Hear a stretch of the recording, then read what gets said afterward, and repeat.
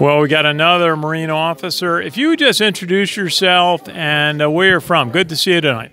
My name is Joe Henry, and I'm from the Seattle, Washington area, born and raised. That's great. What's it been like for you to be back here with your friends from your Marine platoon from 50 years ago? It's indescribable. I can't tell you how much this means to me. These guys, we all shared the same things together, and it was just absolutely outstanding. And as Andy Anderson said earlier, every year something else comes up that we just can identify with. They're real people, real men, and I just can't feel more comfortable being around them. Well, what was your experience? You became an officer. What was your experience entering the Marine Corps, going through training, and taking Marines overseas? I had no idea what I was getting into. I started out in the Navy. I transferred to the Marine Corps, and I had no idea the tremendous responsibility. I was a John Wayner, watched John Wayne films and did all that stuff, and all of a sudden, when you get to the real show, believe me, it's a wake-up call. And I won't belay this, but I won't keep talking about it, but bottom line is that the men were just so good. The Marine, the grunt Marine, the snuffy, was fantastic. They took care of their officers, and the officers took care of them. It was a mutual agreement, and we all survived. That's so good to hear. Tell us a little bit, what was life for you coming back, and then your occupations in your career after the Marines?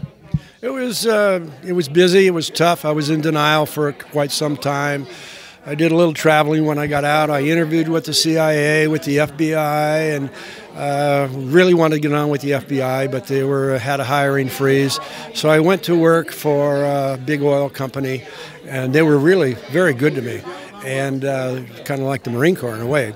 But then I married love of my life, a woman that's basically saved me, and had 4 children, and we have 9 grandkids, and life is a gift. Every second of my life is a gift, and I thank God for that. Well, we talk a lot in our radio efforts and talking with veterans about the transition out of the military, especially if someone's been overseas in a combat situation. If you had talked to some of the veterans coming back from Iraq and Afghanistan, would you have any thoughts for them about making the transition back to civilian life? It's a tough transition. Everybody's different. Everybody's going to handle it in a different way. You have to acknowledge what you did, you have to accept it, and you have to deal with it. And the VA is there to help. American Legion, VFW, they're just great organizations. So they have resources to identify with, and that's great. Very good.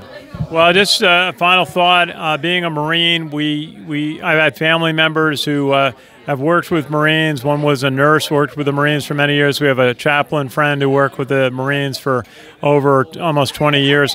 Why, in your mind, was your service in the Marine Corps special? Why is the Marines a very special organization?